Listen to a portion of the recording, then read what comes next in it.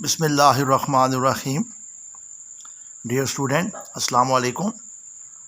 सरफीक chapter number 2 FSC part 1 lecture number 7 लेके आपकी खिदमत में हाजिर है। आज हमारा जो टॉपिक है वो है रेजोल्यूशन ऑफ वेक्टर। बेटा, रेजोल्यूशन ऑफ वेक्टर में जाने से पहले दो छोटे छोटे इसके पॉइंट्स हैं, यानी दो छोटी छोटी डेफिनीशन है। और जो सबसे पहली डेफिनीशन है वो है कंपोनेंट ऑफ अ वेक्टर, जिसका नाम खुद बता रहा है कंपोनेंट। कंपोनेंट का मतलब होता है किसी भी वेक्टर का कोई भी हिस्सा। तो अब इसको मैं डिफाइन कर रहा हूँ, पहले उर्दू में सुन लें। किसी वेक्टर की वो मैग्नीट्यूड जो किसी ख़ास डायरेक्शन में हो, उस वेक्टर का कंपोनेंट कहलाता है। The effective value of a vector in a specific direction is known as component of a vector. दोबारा सुन लें। द इफेक्टिव वैल्यू, और we can say it as the magnitude of a vector in a specific direction is known as component of a vector. बेटा, आप जानते हैं किसी भी वेक्टर के आम तौर पे दो कंपोनेंट होते हैं। वैसे तीन भी होते हैं, लेकिन यहाँ पे हम दो का जिक्र करेंगे। एक होता है एक्स कंपोनेंट और दूसरा होता है वाई कंपोनेंट। तो अब अगर किसी वेक्टर की इफेक्टिव वैल्यू यानी उसकी मैग्नीट्यूड अलोंग एक्स एक्सिस होगी तो वो होगा उसका एक्स कंपोनेंट। और अगर किसी वेक्टर का जो कंपोनेंट है उसकी मैग्नीट्यूड, उसकी इफेक्टिव वैल्यू अगर अलोंग वाई एक्सिस होगी तो वो होगा उसका वाई कंपोनेंट। दोबारा सुन लें। The effective value of a vector along a specific direction is known as component of a vector. अब आ जाए बेटा इसका दूसरा पॉइंट। आपको मैंने पहले बताया भी था, ये जो दो रेक्टेंगुलर कंपोनेंट होते हैं एक्स और वाई, इनके दरमियान में कितना एंगल होता है? 90 का। लिहाजा एक्स कंपोनेंट और वाई कंपोनेंट, बेटा इनके दरमियान में कितना एंगल होता है? 90 डिग्री। तो ऐसे कंपोनेंट किसी भी वेक्टर के जिनके दरमियान में 90 का एंगल हो, या ऐसे कंपोनेंट जो एक दूसरे के ऊपर परपेंडिकुलर हों, उनको क्या कहते हैं? उसके रेक्टेंगुलर कंपोनेंट। दोबारा सुन लें। The components of a vector which are perpendicular to each other or they make an angle of 90 degree with each other are known as its rectangular component। तो बेटा किसी भी वेक्टर के आम तौर पे दो या तीन कंपोनेंट जो है वो लिए जाते हैं। तो ऐसे कंपोनेंट जिनके दरमियान में 90 का एंगल हो, जो एक दूसरे के ऊपर क्या हो? परपेंडिकुलर हो, उनको हम क्या कहते हैं? Rectangular component. अब आ जाए बेटा जो हमारा टॉपिक है, और वो है रेजोल्यूशन ऑफ वेक्टर। किसी भी वेक्टर को उसके कंपोनेंट के अंदर डिवाइड कर देना, रिजॉल्व कर देना, स्प्लिट कर देना, रेजोल्यूशन ऑफ वेक्टर कहलाता है। The splitting of a vector into its rectangular components is known as resolution of vector. बेटा आप इसको स्प्लिटिंग भी कह सकते हो, आप इसको डिवाइडिंग भी कह सकते हो, इसको आप रिजॉल्व भी कह सकते हो। दोबारा सुन लें। The resolution of a vector, the splitting of a vector into its rectangular components is known as resolution of vector. अब आ जाए बेटा इसकी तफसील में। जिस तरह पीछे मैंने आपको बताया था कि आम तौर पे कितने कंपोनेंट लिए जाते हैं? दो। बेटा ये हमारे पास आपको पता है, इसको हम क्या कहते होते हैं? Y axis. और ये जो हम बनाएंगे बेटा ये क्या होगा? X axis. और ये क्या होगा? इसका ओरिजिन। तो बेटा ये जो हमारे पास ये जो एक्सिस होगा इसको हम क्या कहते हैं? एक्स। और ये क्या होगा? वाई। और आप जानते हैं इन दोनों के दरमियान में कितना एंगल होता है? 90। तो बेटा हमारे पास एक वेक्टर है, वेक्टर ए। ये बेटा कौन सा है? वेक्टर ए, जिसको आप जानते हैं, मैं पीछे भी रिप्रेजेंट कराया हूँ बेटा, which is represented by a line O P. Vector A है और किसके साथ रिप्रेजेंट किया गया? लाइन OP के साथ, और आपको पता है यहाँ पे एक एंगल भी बनता होता है, और मैं आपको बहुत दफ़ा बता चुका हूँ कि ये एंगल बेटा हमेशा हमेशा एंटी क्लॉकवाइज होता है, और किसके साथ होता है, with respect to positive x axis. बेटा हम चाहते हैं कि हम इस वेक्टर ए के रेक्टेंगुलर कंपोनेंट हम बनाना चाहते हैं। तो याद रखें, रेक्टेंगुलर कंपोनेंट बनाने के लिए यहाँ से हम ड्रा करेंगे परपेंडिकुलर। कहाँ से परपेंडिकुलर ड्रा करेंगे? From the head of vector A. और किसके ऊपर परपेंडिकुलर ड्रा करेंगे? On x axis. बेटा इसको अब नाम दे दें OL का। तो हमारे पास ये जो परपेंडिकुलर है ये क्या होगा? PL। ये परपेंडिकुलर है, और हम अब ये चाहते हैं कि हम इसके रेक्टेंगुलर कंपोनेंट बनाएं। तो बेटा याद रखिए, रेक्टेंगुलर कंपोनेंट बनाने के लिए हम क्या करेंगे? हम P से एक परपेंडिकुलर ड्रा करेंगे, किसके ऊपर? On x axis. बेटा अब आप इसको आप L भी कह सकते हो, आप इसको कोई और नाम भी दे सकते हो। बेटा मैं इसको नाम दे रहा हूँ Q। तो अब अगर आप इसको कन्वर्ट करना चाहें, इस्तेमाल करना चाहें हेड टू टेल रूल, तो बेटा हमारे पास ये बन जाएगा इसका x कंपोनेंट, और ये क्या बन जाएगा? इसका y कंपोनेंट। अब दोबारा देख लें, by head to tail, by head to tail rule,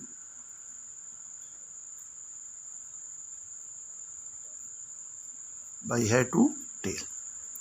बेटा अब आप जानते हैं हमारे पास हेड टू टेल रूल के मुताबिक OP जो है बेटा ये क्या होगा? इट इज़ रिजल्टेंट, और इसको लिखा जा सकता है O से Q, O से Q, और फिर Q से P, Q से P। बेटा ये बन जाएगा वेक्टर A, और ये बन जाएगा वेक्टर AX, और ये बन जाएगा वेक्टर AY।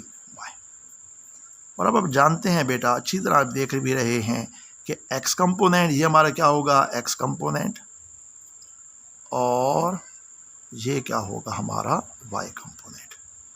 और बड़ा क्लियर है, डायग्राम आपको बता रही है कि इन दोनों के दरमियान में कितना एंगल है? 90 का। कितना एंगल है? 90 का। इसलिए बेटा ये दोनों के दोनों x कंपोनेंट और y कंपोनेंट बेटा ये दोनों क्या होंगे? Rectangular component. अब अगर आप इसको मज़ीद ओपन करके लिखना चाहते हैं तो ऐसे लिख लें, A can be written as AX, और साथ हम डाल देंगे I कैप, प्लस ये हो जाएगा AY, और इसके साथ हम डाल देंगे J कैप। अब बेटा देख रहे हो ये I कैप क्या है? Unit vector along x axis. J cap क्या है? Unit vector along y axis. अब बेटा हमारा जो अगला काम है, हम इसको फाइंड करना चाहते हैं। ये जो हमारे पास है ना, ये AX, हमने इसको भी फाइंड करना है, और जो हमारे पास ये AY होगा बेटा हमने इसको भी फाइंड करना है। अब आप देख रहे हो कि हमारे पास ये बन गई है एक राइट एंगल ट्राइंगल। देख रहे हो बेटा कौन कौन सी है? OPQ। ये बेटा क्या है? राइट एंगल ट्राइंगल है। तो हम इस ट्राइंगल के अंदर आप जाएंगे, इन राइट एंगल ट्राइंगल। बेटा कौन सी ट्राइंगल है? Right angle OPQ। और अब जानते हैं बेटा राइट एंगल ट्राइंगल कौन सी होती है? ये ऐसी ट्राइंगल होती है जिसके अंदर एक एंगल कितना हो? 90 का। तो अब बेटा इस राइट एंगल ट्राइंगल के अंदर हमने इस्तेमाल करना है कॉस थीटा और साइन थीटा, कॉस थीटा और साइन थीटा। तो बेटा अगर आप इस ट्राइंगल के अंदर जाएं तो कॉस थीटा किसके बराबर होता है? कॉस थीटा फाइंड करने से पहले आपको मैं ये बता दूं कि बेटा जो थीटा के सामने वाली साइड होती है ये परपेंडिकुलर होती है। 90 का जो एंगल होता है इसके जो सामने वाली साइड होती है ये हाइपोटेन्यूज होती है, और जो नीचे बाकी चीज़ बच जाती है ये बेस होती है। दोबारा सुन लें, थीटा के सामने वाली जो साइड होती है वो परपेंडिकुलर, 90 के सामने वाली क्या होती है? हाइपोटेन्यूज, और जो थर्ड साइड होती है इट इज़ बेस। अब बेटा आप जानते हैं जो कॉस थीटा होता है it is equal to base over hypotenuse. बेटा ट्राइंगल के अंदर जो बेस है वो OQ है, और जो हाइपोटेन्यूज है बेटा वो OP है। और मैं फिर बता दूं इसके ऊपर लाइन में भी लगानी इसलिए कि ये हम ले रहे हैं उसकी मैग्नीट्यूड्स। यदि बेटा लाइन नहीं लगाई जाती, वैल्यू पुट कर दें तो कॉस थीटा को लिखा जा सकता है ए एक्स और ओवर क्या आ जाएगा ए। और जब आप इसको इधर मल्टीप्लाई कर दें इस तरफ तो ये आ जाएगा A X is equal to A cos theta. ये बेटा आपके पास आ गया एक्स कंपोनेंट की मैग्नीट्यूड। इसी तरह अगर आप फाइंड करना चाहते हैं इसका वाई कंपोनेंट, तो वाई कंपोनेंट फाइंड करने के लिए हम इस्तेमाल करेंगे साइन थीटा। और बेटा जो साइन थीटा होता है ये होता है हाइपोटेन्यूज, मतलब है परपेंडिकुलर ओवर क्या हो जाएगा बेटा हाइपोटेन्यूज। ये क्या था, बेस ओवर हाइपोटेन्यूज, ये है परपेंडिकुलर ओवर हाइपोटेन्यूज। ज़रा वैल्यू पुट कर दें तो बेटा ये आ जाएगा sine theta is equal to, ये आ जाएगा A Y divided by A. और इसको एक मरतबा फिर इधर मल्टीप्लाई कर दें तो ये आ जाएगा A Y can be written as, ये आ जाएगा A sine of angle theta. तो बेटा ये दोनों के दोनों क्या बन गए, X component and Y component of vector A. और अगर आप इनको इस जगह पे पुट करना चाहें तो आप इसको यूं भी लिख सकते हैं, a vector can be written as a cos theta और साथ क्या हो जाएगा i cap plus a sine theta और इनटू जे कैप। अब बेटा मैं ये आर्टिकल रिपीट कर रहा हूँ, जरा चेक कर लें। बेटा मेरा पहला स्टेप था कि कंपोनेंट ऑफ अ वेक्टर क्या होते हैं। तो मैंने आपको क्या कहा था बेटा, कंपोनेंट का मतलब होता है किसी भी वेक्टर का हिस्सा, किसी भी वेक्टर की इफेक्टिव वैल्यू। बेटा दोबारा सुन लें, the effective value of a vector in a specific direction is known as its component. और आपको पता है कंपोनेंट दो होते हैं, एक होता है एक्स एक्सिस और एक होता है वाई एक्सिस। अगर बेटा किसी वेक्टर की effective value along x axis होगी तो उसको कहेंगे उसका एक्स कंपोनेंट, और अगर किसी वेक्टर की effective value along y axis होगी तो उसको कहेंगे उसका वाई कंपोनेंट। दूसरा जो पॉइंट था वो था रेक्टेंगुलर कंपोनेंट, ऐसे कंपोनेंट जो एक दूसरे के ऊपर परपेंडिकुलर हों। The components of a vector which are perpendicular to each other are known as rectangular component। और बेटा अब जो हमारा टॉपिक था उन दो डेफिनेशन के बाद वो है resolution of vector. The splitting of a vector into its rectangular components is known as resolution of vector। We have x-axis and y-axis and a vector A which is represented by a line OP। This line is making angle theta in anti-clockwise direction with positive x-axis। We want to resolve this vector A into its rectangular component। For that purpose, we drop a perpendicular which is PQ on x-axis। Then we get two components OQ and QP। One is x component, other is y component। And by using head to tail rule, we can write it as OP is equal to OQ plus QP। OP की जगह पे हम A लिखेंगे, OQ की जगह पे हम लिखेंगे AX और QP की जगह पे क्या लिखेंगे AY। और हम इनको in the form of unit vector बेटा हम इनको ऐसे भी लिख सकते हैं, A vector is equal to AX I cap और AY J cap. Now we have to find value of AX and value of AY।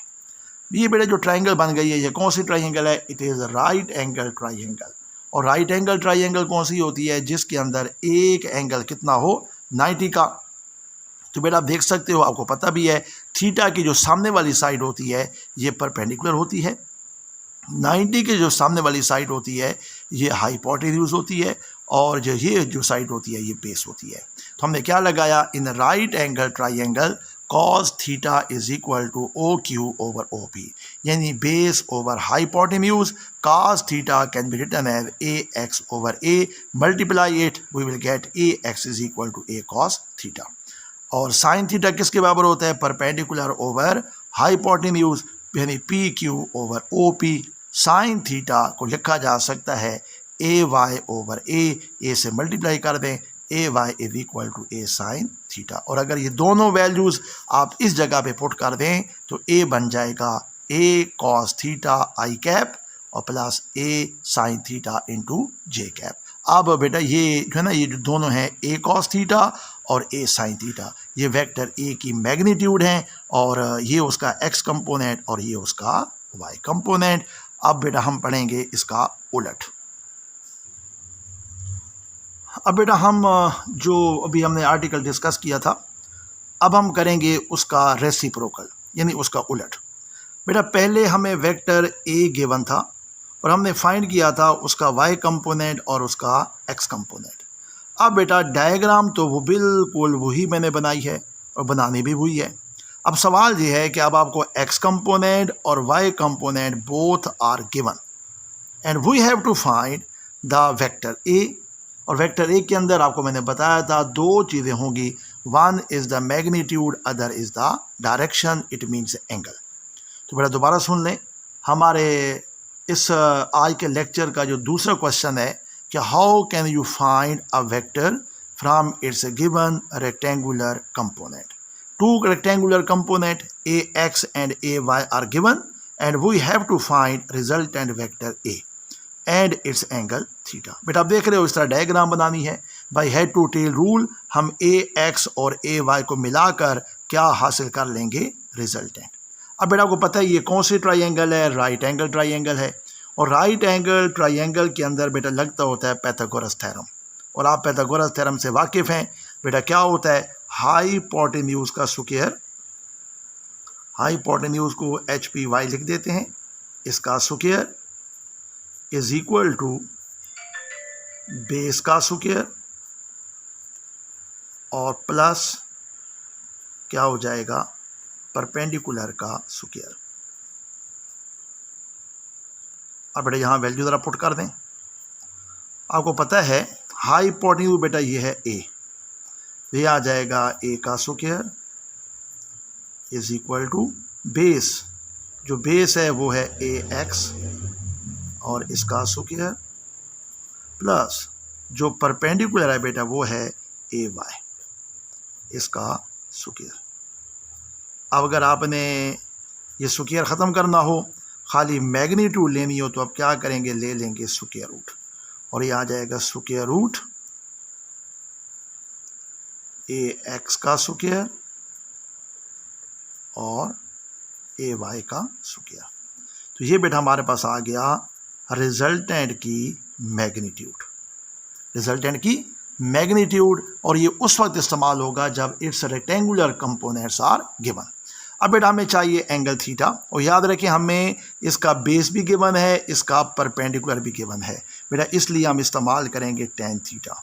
बेटा बाद स्टूडेंट यहाँ सवाल करते हैं कि हम साइन थीटा क्यों नहीं लगाते, हम कॉस थीटा क्यों नहीं लगाते। बेटा वो भी लग सकता है, लेकिन उसके लिए फिर आपको ये ए वाली वैल्यू इस्तेमाल करनी होगी, क्योंकि जो गिवन है वो ए एक्स और ए वाई हैं।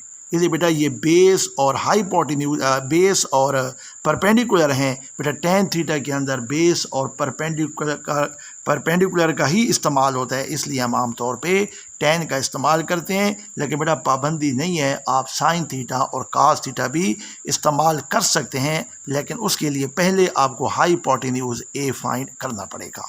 अब टेन थीटा क्या होता है, बेटा को पता है ये होता है परपेंडिकुलर ओवर बेस, और आपको पता है यहाँ डायग्राम के अंदर परपेंडिकुलर है क्यू पी और बेस है ओ क्यू।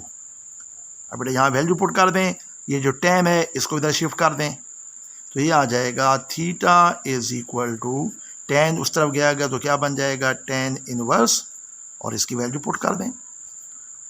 क्यू पी क्या चीज़ है, ए वाई, और बेटा नीचे क्या आ जाएगा, ए एक्स। ये आपके पास आ गई direction of vector A with respect to x axis. बेटा दोबारा देख लें पिछले सवाल का उलट। Now we are given two rectangular components, one is A X and other is A Y, and we have to find their resultant. We have to find vector A and its direction. बेटा AX और AY आपको given है, मैंने diagram बनाई by using head to tail rule. हम इस्तेमाल करेंगे Pythagoras theorem. बेटा हाइपोटेन्यूज का square is equal to base का स्क्वायर प्लस परपेंडिकुलर का square. Hypotenuse is A, base is AX, perpendicular is AY। बेटा स्क्वायर खत्म करने के लिए इधर हम ले लेंगे स्क्वायर रूट, तो A बराबर हो जाएगा AX का स्क्वायर प्लस AY का स्क्वायर और सारे का होल स्क्वायर रूट। बेटा ये जो चीज़ है दैट इज पाइथागोरस थ्योरम, और ये बेटा इस्तेमाल करके हम क्या फाइंड करेंगे, magnitude of the vector when its rectangular components are given. अब बेटा हमें चाहिए एंगल, हमें चाहिए डायरेक्शन, और डायरेक्शन के लिए हम इस्तेमाल करेंगे tan theta. Tan theta can be written as perpendicular over base, यानी QP ओवर OQ। बेटा यहाँ टेन को इधर शिफ्ट कर देंगे, आ जाएगा टेन इनवर्स। QP की जगह पे हम क्या लिखेंगे AY, और OQ की जगह पे क्या लिखेंगे AX। तो बेटा ये है रिजल्टेंट वेक्टर का उसका एंगल थीटा, यानी रिजल्टेंट वेक्टर की direction with respect to positive x axis. बेटा उम्मीद है आपको ये समझ आ गया होगा, घर इसकी प्रैक्टिस करें, और अगर कोई आपको सवाल हो तो मुझसे रब्ता करके आप सवाल भी पूछ सकते हैं। और टिप ऑफ द डे, बेटा जिन लोगों के वालिदैन इस दुनिया से गुजर गए हैं उनके लिए दुआए मग़फ़िरत करना आपका फ़र्ज़ है, इसलिए रोज़ाना के का मामूल बनाएं और अपने वालिदैन के लिए ईसाल सवाब किया करें। सबसे पहले आप दुरूद शरीफ पढ़ें, दैन अलहम्द शरीफ पढ़ें, और 3 मरतबा कुल शरीफ पढ़ने के बाद उनको ईसाल सवाब कर दें। बेटा ये आपके लिए भी आखिरत का में काम आएगा, और आपके वालिदैन जो है दुनिया में नहीं हैं बेटा उनके लिए भी एक बहुत बड़ा तोहफ़ा होगा। और जिनके वालिदैन हयात हैं अल्लाह ताला आप सबको उनकी खिदमत करने की तौफीक अता फ़रमाए। अल्लाह ताला आप सबको जज़ाए खैर दे।